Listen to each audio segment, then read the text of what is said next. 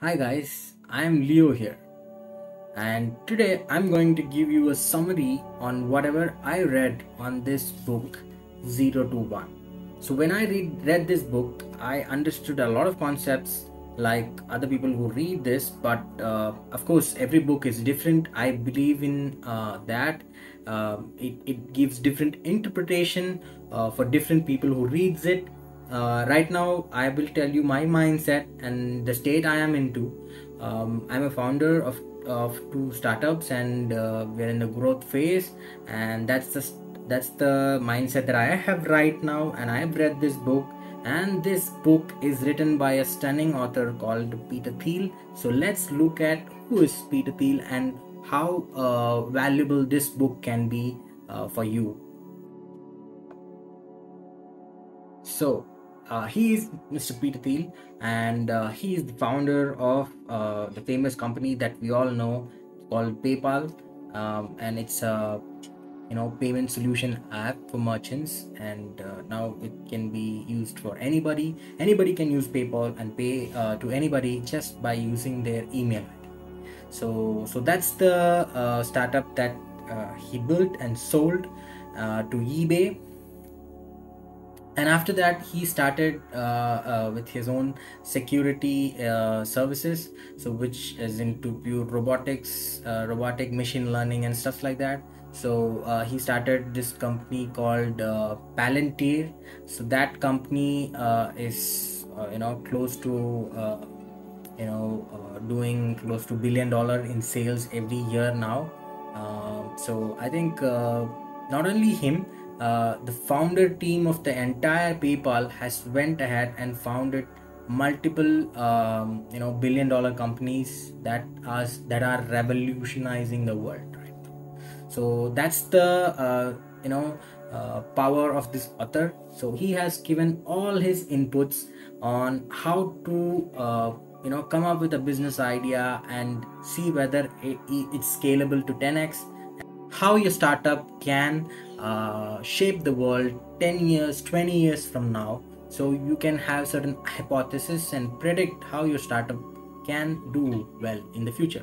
But he has also given certain things that has not worked out for a lot of startups. He has quoted examples, and I learned a lot of interesting stories when I read this book. So follow along, see the complete video. I will share some important stories that I read, that are real stories that are happened in their life, and a lot of founders lives, and the interesting fact something about Facebook.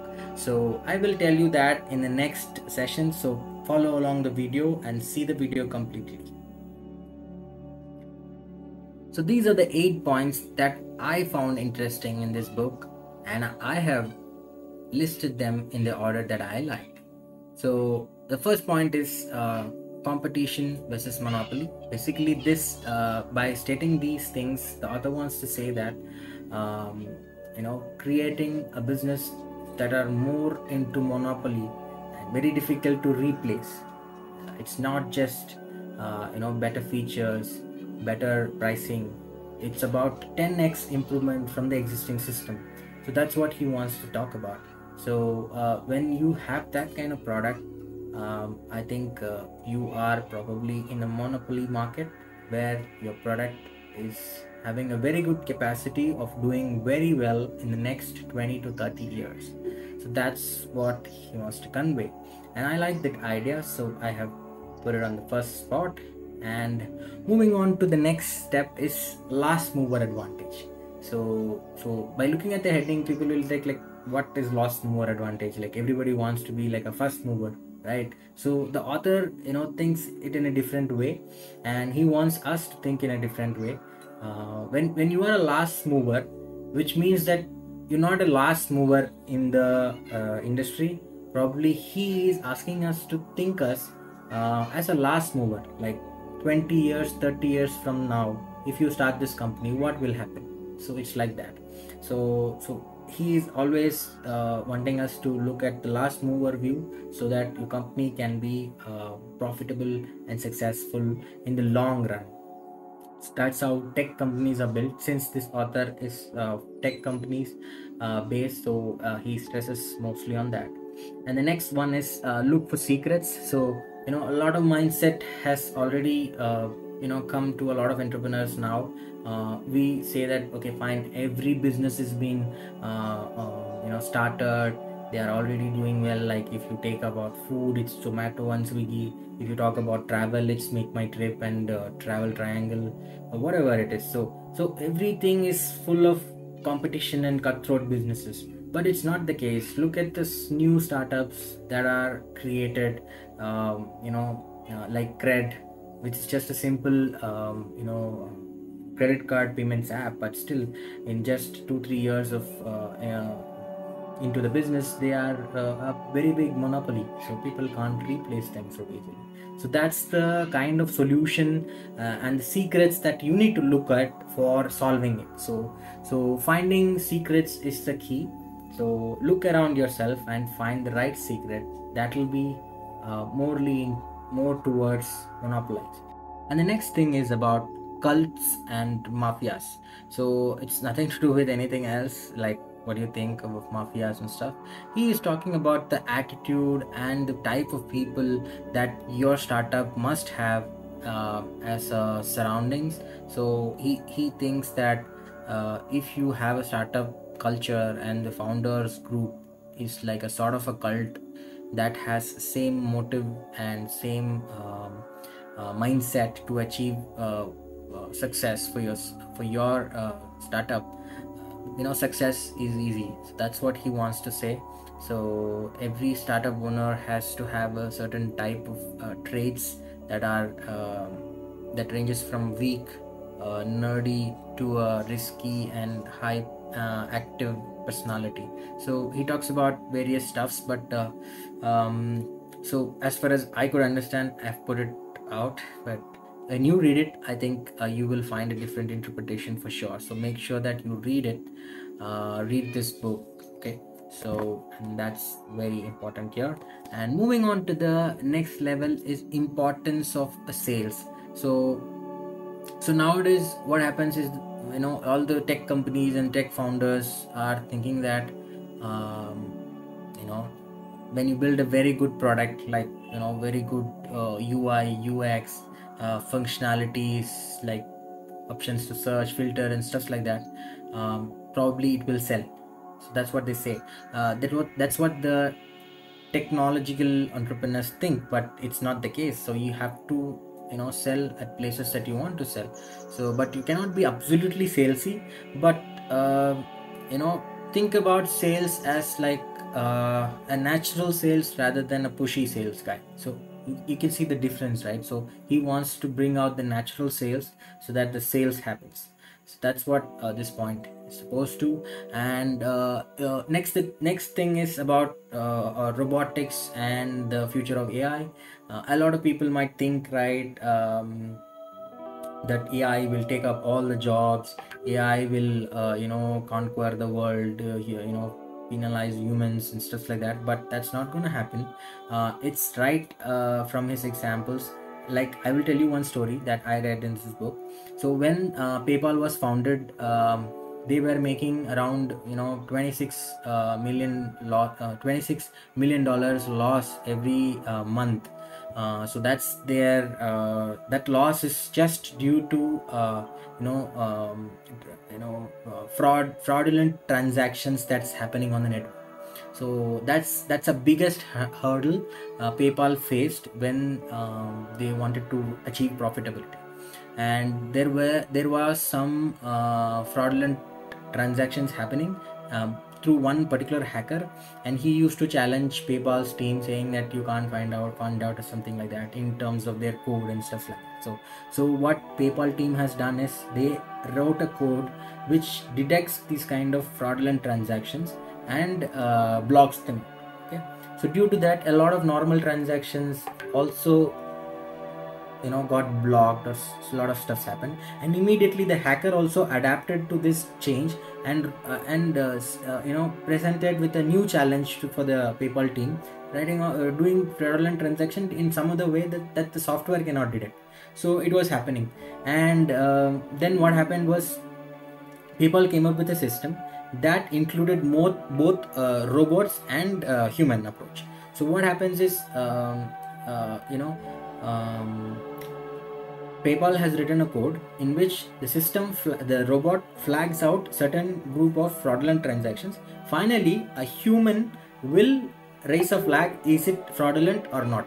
And with a specific set of rules and guidelines, they will give that. And then by doing that, PayPal has achieved profits in the next 6 to 7 months. They have, from $26 million loss every month on month, they have went into profits.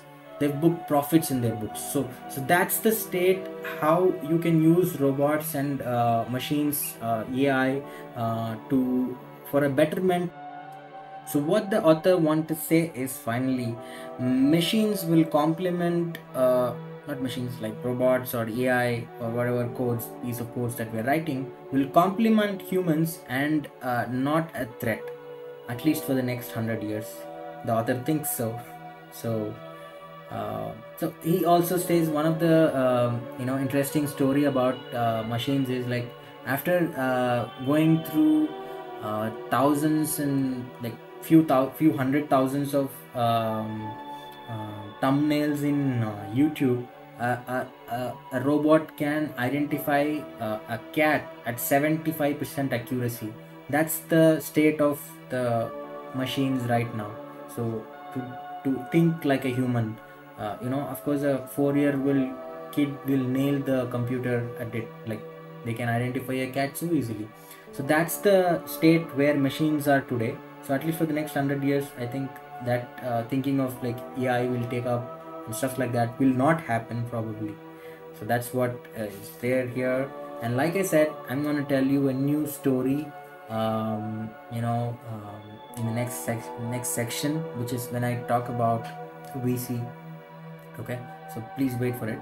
And moving on to the next thing is, like, so VCs are very important for any startups, because that's when you can throttle your business to the next level. So when Peter Thiel has successfully raised capitals for PayPal and scaled it through, he has started his own venture capital firm, which is Thiel Capital and Founders Fund. So what happens is, like, when they used to fund certain type of startups only if they see a particular startup is not being too salesy, and the founder should not be dressed up like a salesman, like full coat and tie and stuff like that.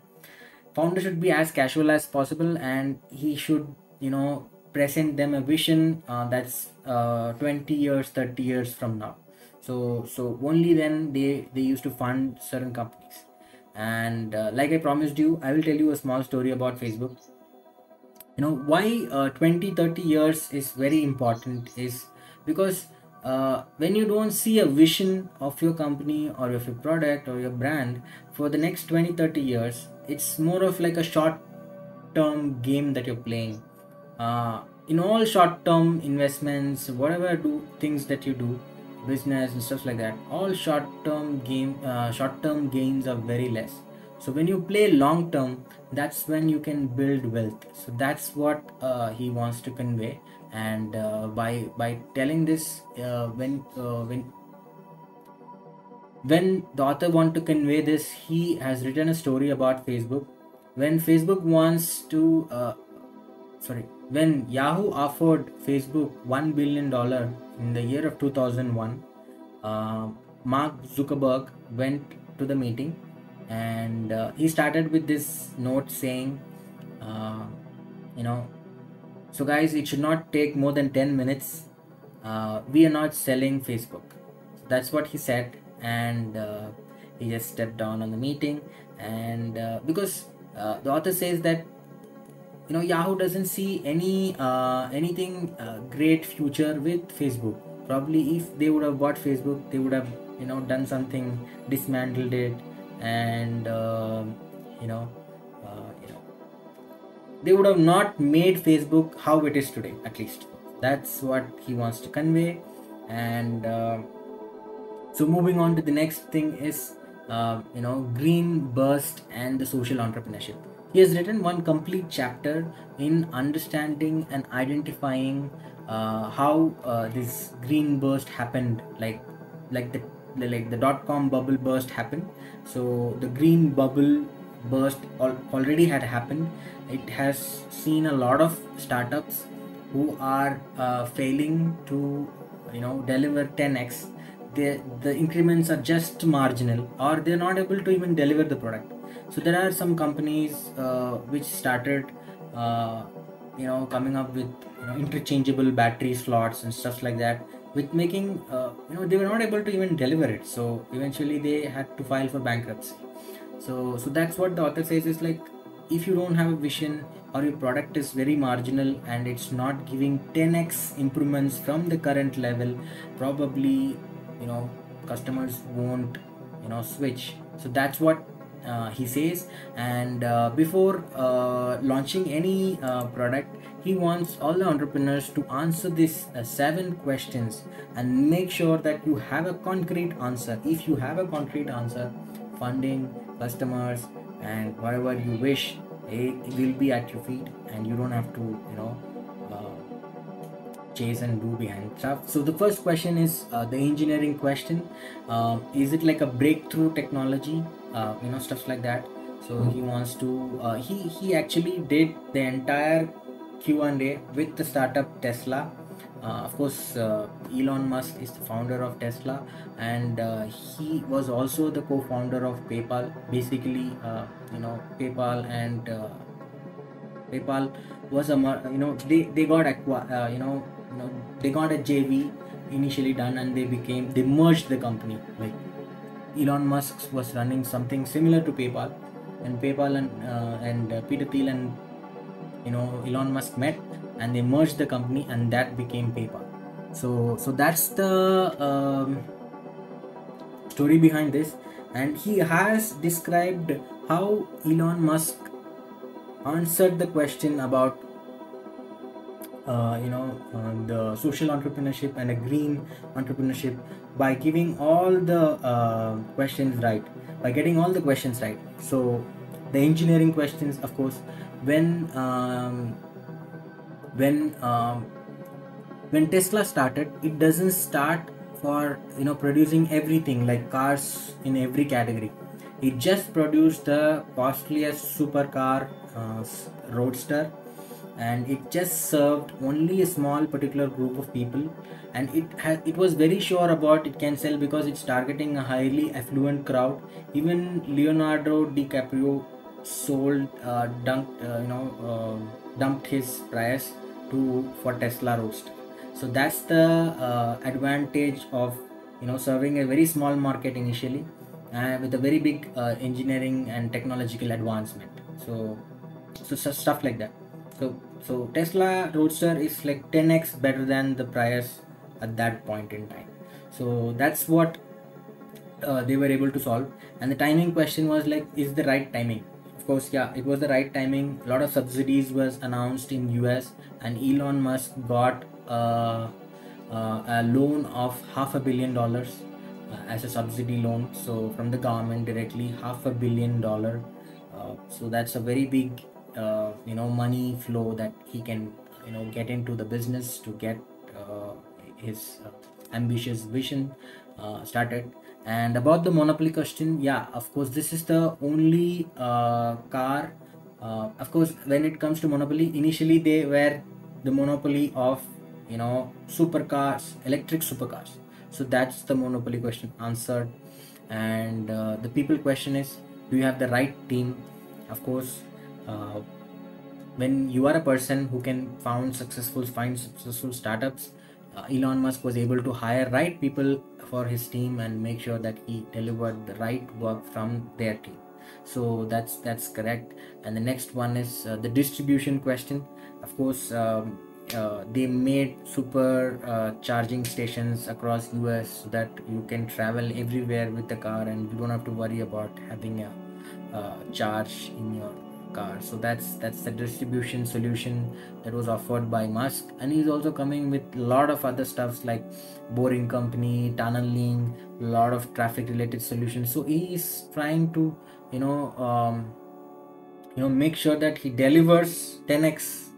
Not only the product is 10x, but the delivery is also 10x. So it's like that. So, and that was answered. And the durability question, is it defensible 20 years now from now? Of course, we cannot see a very big shift, immediate shift from petrol engines or diesel engines from right away, but the world needs some kind of renewable energy.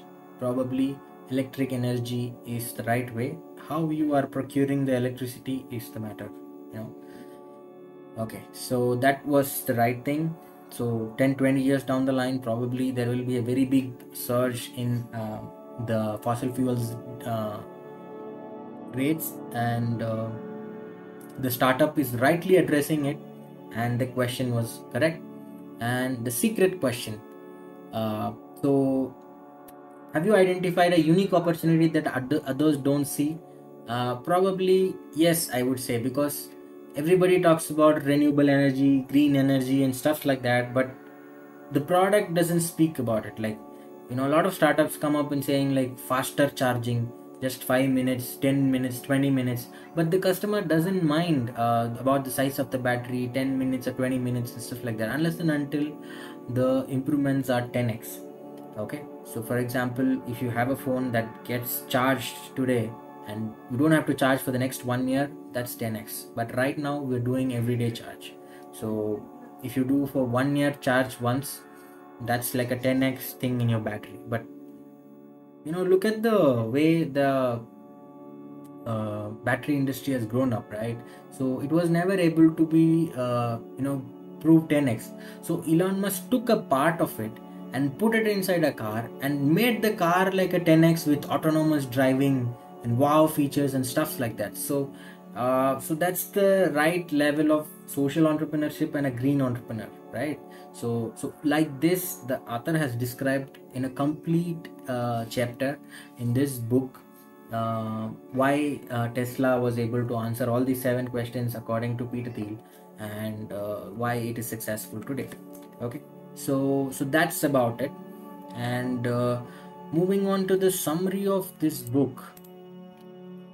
So that's about it. Moving on to the summary of this book.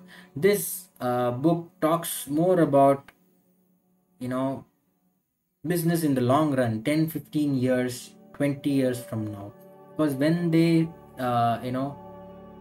created a business model like a PayPal, their profitability came from 2021's business. Sorry, when Peter Thiel started PayPal, and the profitability projections, all their profits came from 2005 and 2006, when they were in 1996. Okay, so it's like that. Always your future projections are very important. When you find a startup that is focusing on a long-term problem, and trying to make 10x improvements from whatever it's currently offered right now. So that's what he's looking at. And the initial, so to summarize it, the author wants you to start very small and satisfy a particular group of people, and then scale it to $100 billion market or something. And if you try to be dominant in $100 billion market immediately, you are a small fish in the ocean. That doesn't make any difference even if it is there or not. So that's what he talks about. And don't worry about the robotics. That's the biggest thing that I learned, because when I used to think about marketing and my field into that, I used to always think about like, okay, fine, robots might take away one day marketing and stuff like that. But after reading that, I feel like no, it's not gonna happen very real soon. So I can focus on something very important. Okay, so also one more thing he wants to talk about is, so when you start today, don't try to be Amazons of today. So today Amazon has absolute perks for their employees. They have all the facilities in the world, insurance and stuff like that. But try to be Amazons of 1990. So you can just go ahead and read about what all the benefits that Amazon was giving its employees and stuff like that in 1990, and try to replicate it today, and that's when you became Amazon. So I understood this, guys. So what you feel, please leave us in the comment below. I will reply back to your comments and see if we can go from 0 to 1. So if you are somebody who wants to become a personal legend by just selling on Amazon, I have a perfect solution for you, right? I can help you out in creating a proper Amazon seller account through which you can, sell your products, and I can help you to select the right products. I can help you to find the right niche, and it will help you to gain a lot of sales, and it will help you to gain a lot of sales like our students here. So you can see some of our students in the initial few months into the selling, they are doing already import and export kind of trade. They're selling in lakhs, six-figure sales in just a few months. And I've worked with a lot of brands, and I've made a perfect launch strategy for you. And I'm an Amazon seller for the last 4 years. I've launched a lot of successful brands and products in Amazon. And then I'll tell you what you get. So when you book a strategy call with me, I will get you a proper roadmap. We will analyze your current level of interest. We will create an action plan, and we will propose certain budgets that you must need to dedicate to become an app. And we will create a plan that will have a proper budgets that you must dedicate to become a successful Amazon sellers. So I have few if you have few frequently asked questions here, please check it out and start making money while you sleep, because I think that's what the personal legend of everybody. So when you sleep, you want the money to be get credited to your bank account. So I think that's what everybody dreams of. So make sure that you sign up for a consultation call, and we will catch you on the other end. Thank you so much.